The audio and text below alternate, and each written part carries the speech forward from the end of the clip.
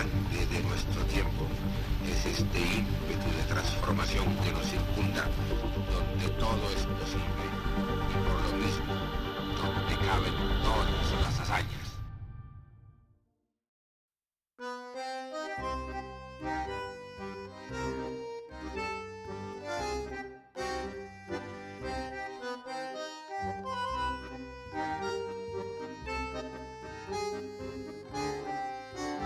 Que era un intelectual, que era un escritor, primero que todo. Él confiaba más en las ideas y en los conceptos que en las frases. Arturo Arango Uribe, el hombre, el intelectual, el pionero, el ciudadano. Don Arturo Arango Uribe fue una especie de adelantado que tuvo Manizales en el siglo XX. Fue el primer colombiano que montó y fundó un noticiero de radio en 1932. Fundó también la primera agencia de publicidad que tuvo Colombia y también fue la persona que sacó a Manizales a convertirla en ciudad luego de haber pasado por el proceso de ser una aldea. Arturo Arango Uribe, otro personaje fascinante del siglo XX. Don Arturo Arango Uribe, podríamos decir, el mayor desafío de una raza.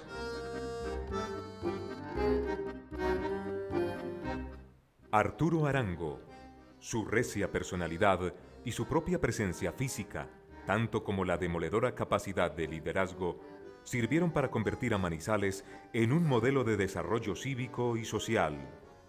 Nació en Ibagué el 22 de febrero de 1909, pero muy niño fue traído a Manizales, de donde era oriunda su familia. Lo recuerdo como un abuelo, una mezcla entre muy cariñoso, muy educador y muy templado. Muy cariñoso porque era muy amigo de tertuliar con nosotros, de tertuliar sobre la vida, de tertuliar sobre la Biblia, de hablar sobre los valores, de hablar sobre cuánto tema uno quisiera hablar con él.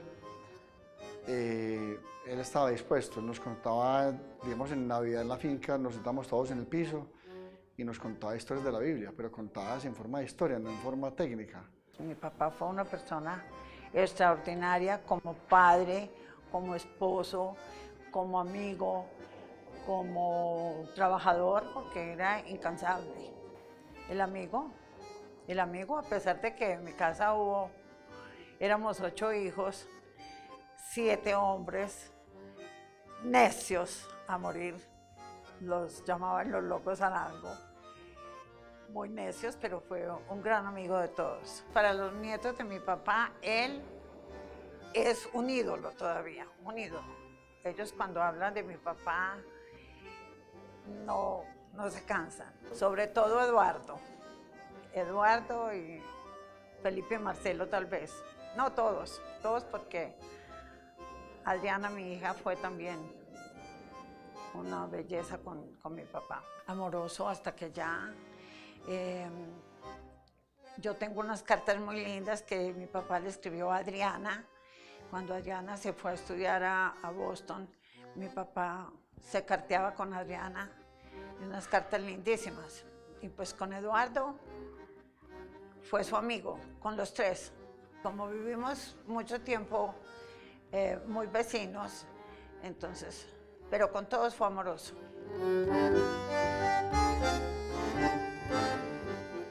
El bachillerato en el colegio de don Jesús Londoño Martínez, y siguió con pequeños oficios que desempeñaba para colaborarle a su mamá, como acompañar a las señoras a la galería para ayudarlas a llevar el mercado y vender periódicos que de paso leía con avidez. Siempre les enseñó los mejores ejemplos de buena vida y de honor y de decencia, de modo que él era muy rígido, obviamente, con ellos, porque eran 7 hombres y una mujer, y entonces tenía que ser rígido en cuanto al manejo de la educación y el comportamiento de sus hijos varones. Era el amor de su vida. Para ellos, cuando nació mi hija Adriana, la mayor de todas las nietas, pues se veía la emoción, ¿verdad?, por ella y por el amor por sus hijos. Tanto es que él creó con su hijo Álvaro una beca, diría yo, para educar a todos sus hijos, sus nietos. En el exterior, el que quisiera una educación posterior al colegio, posterior a la universidad, él tenía derecho ya a ser enviado por la familia a cualquier parte del mundo para su educación. Les dejo eso. Yo tengo un recuerdo, mi papá, la casa de nosotros iba era por La Gallera, en torno a la avenida Santander, pero llegaba hasta La Gallera. Y una vez él le había prestado esa tierra a un hombre que se llamaba Enrique Arenas, que cargaba arena. Y Carlos Arturo y yo nos fuimos de era en era arrancando las papas, que era lo que él había, a ver cómo estaban. Mi papá casi se muere de la tristeza, de la rabia. Cogió a Carlos Arturo y contaba 1, 2, 3, con una chancla. 1, 2, 3, y yo llorando. A mí no me hizo nada, entonces el remordimiento mío de que los dos habíamos hecho la cosa y no, me castigó a Carlos Arturo y a mí no, pero bueno.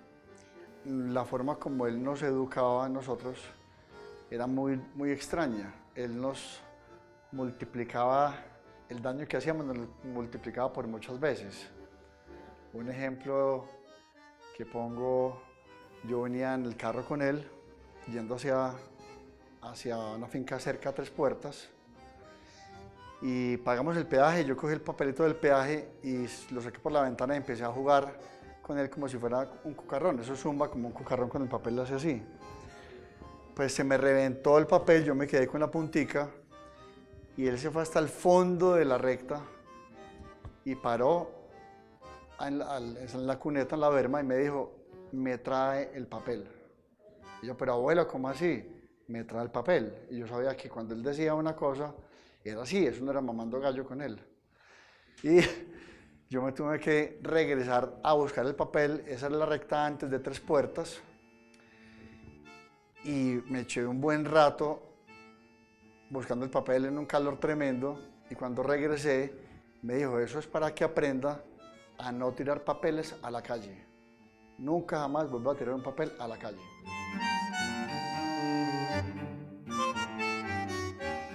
Arango Uribe fue elegido suplente al Senado de Alfonso Muñoz Botero, pero renunció al poco tiempo. Hasta que ya se metía raticos en política, porque creo que fue más por ayudarle a los políticos de aquí, porque él les escribía los discursos a muchos políticos. Don Arturo Arango Uribe rechazó la alcaldía de Manizales, que le fue ofrecida en algunas oportunidades. Razones no sé, pero cualquier problema cívico que tuviera la ciudad de Manizales o la región, el departamento, él entraba inmediatamente a ayudar a solucionarlo. Me acuerdo mucho del problema de cuando se levantaron los rieles en la ciudad de Pereira, que interrumpió el tráfico de carga desde Manizales hacia el occidente. Don Arturo Arango intervino y creó una columna del periódico que era La Palabra Presidencial. En ese entonces, si mal no recuerdo, el presidente era Lleras Camargo y el ministro era Virgilio Barco. Y el ministro prometió recuperar la vía por otro lado de la ciudad de Pereira, que nunca se hizo.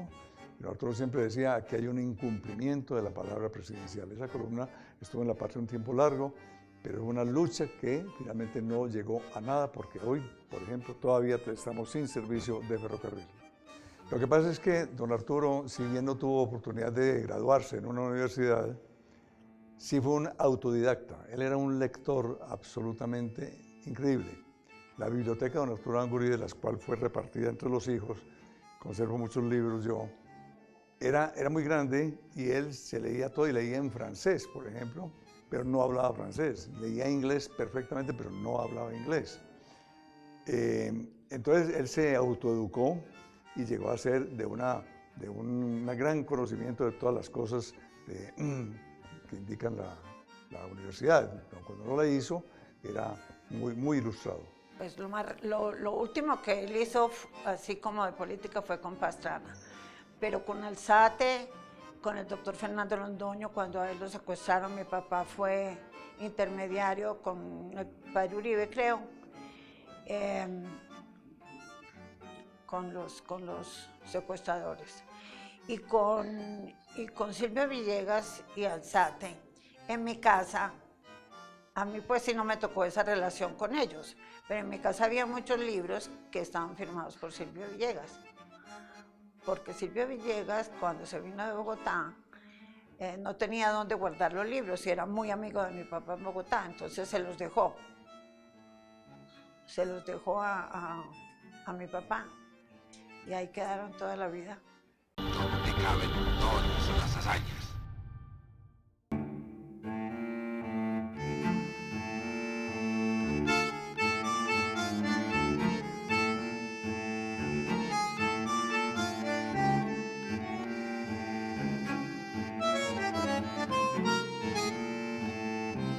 Mi abuelo quedó huérfano de padre a los más o menos 5 años de edad y lo adoptó el cuñado que era Pedro Uribe.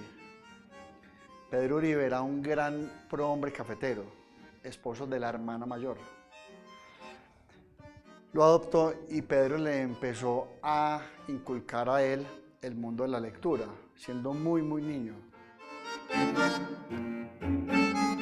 Más tarde, comenzó a publicar notas en el diario La Patria sobre huecos en las calles, bombillas fundidas, sobre esas cosas que mortifican a la gente.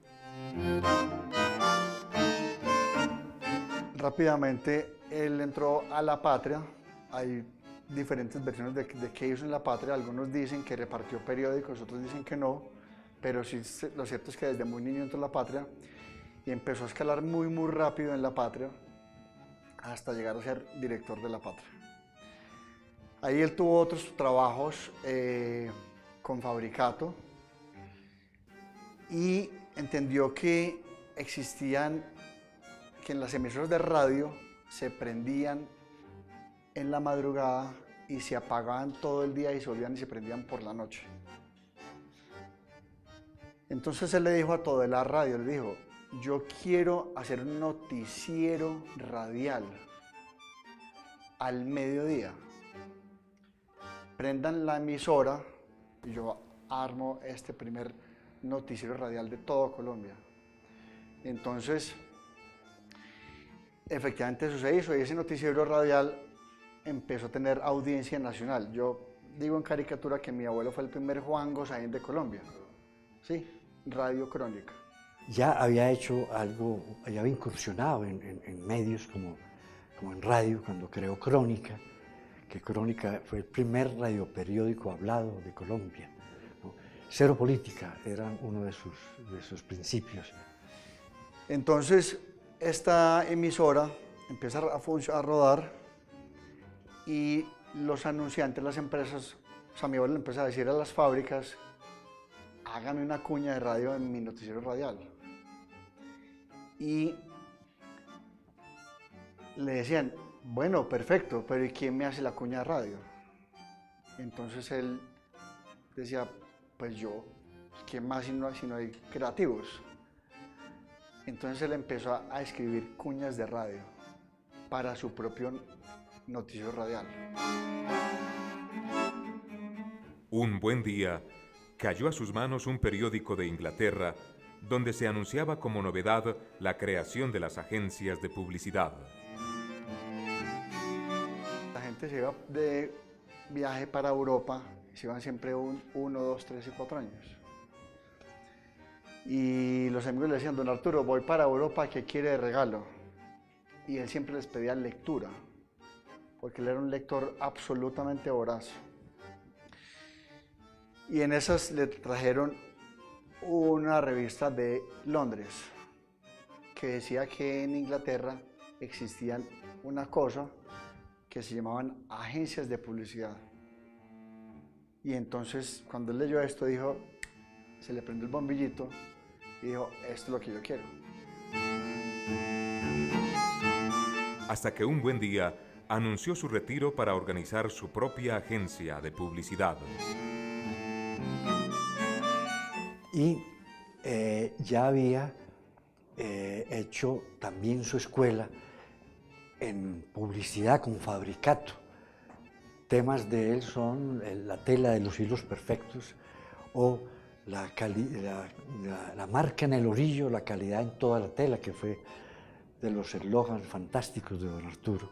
Y ahí fundó en su momento lo que se llama, pues, bautizó como Publicidad Caldas, que fue en el año 1936. Luego ya vino el cambio Publicidad Caldas por Propaganda Sancho, y así se llamó hasta el momento en que esta compañía se volvió multinacional con una asociación norteamericana, pero llamada Propaganda Sancho. Nadie de los Arango hemos vivido sin tener, digamos, la palabra Sancho al lado. O sea, sin excepción, Sancho se fundó antes de que naciera el primer hijo. Jaime Restrepo y Arturo Restrepo le ayudaron dándole la publicidad de la Lúquer y creo que prestándole plata. Bueno, eso fue una batalla bien dura porque uno teniendo 8 hijos era bastante complicada la cosa. Aparece Sancho que se llamaba Publicidad Caldas. Después Sancho y fue creciendo hasta llegar a ser la primera empresa publicitaria del país.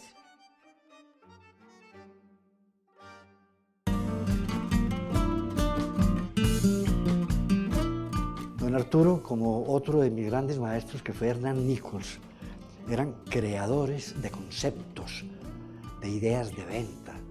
No eran de frasecillas simples y de construcciones fáciles, no, eran de una estructura.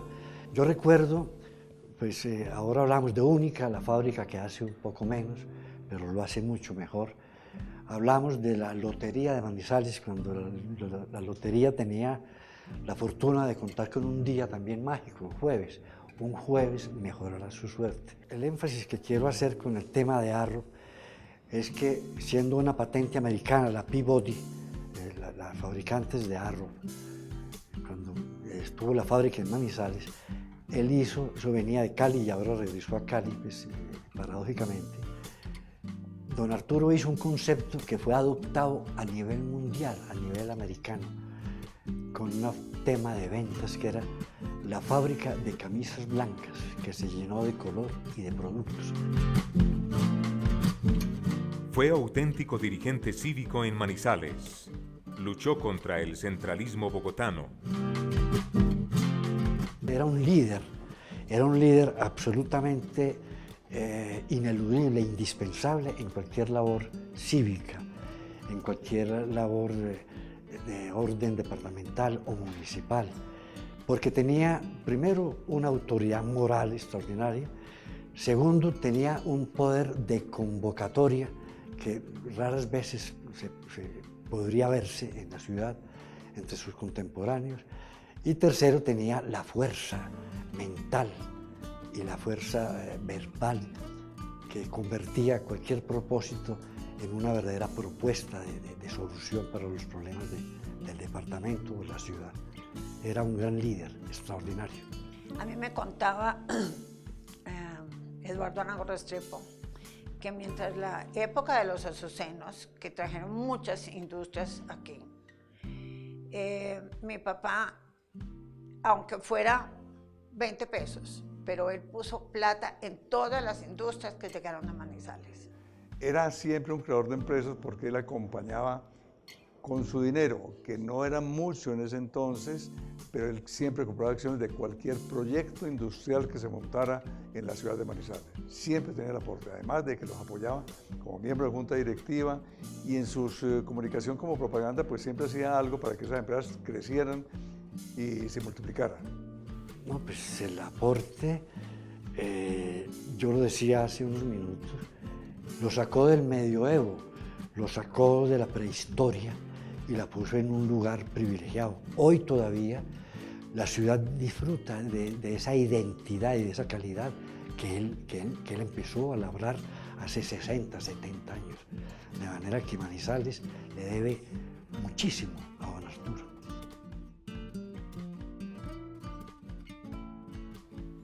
Arturo Arango Uribe, el hombre, el intelectual, el pionero. El Ciudadano.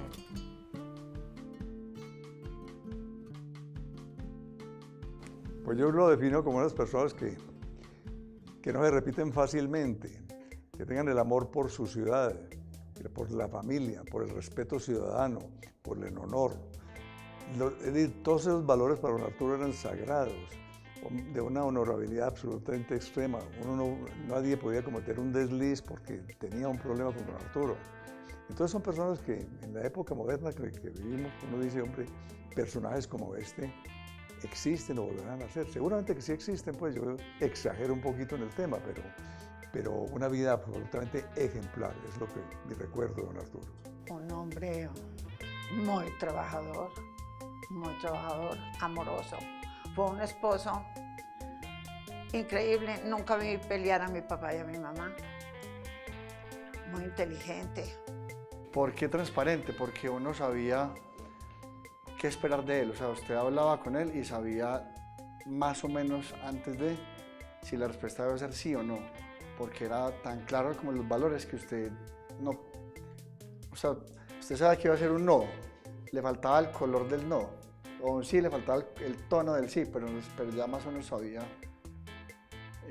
la respuesta por la transparencia que tenían los valores. Pues vea, voy a ser un poquito avispado, como dirían los viejos.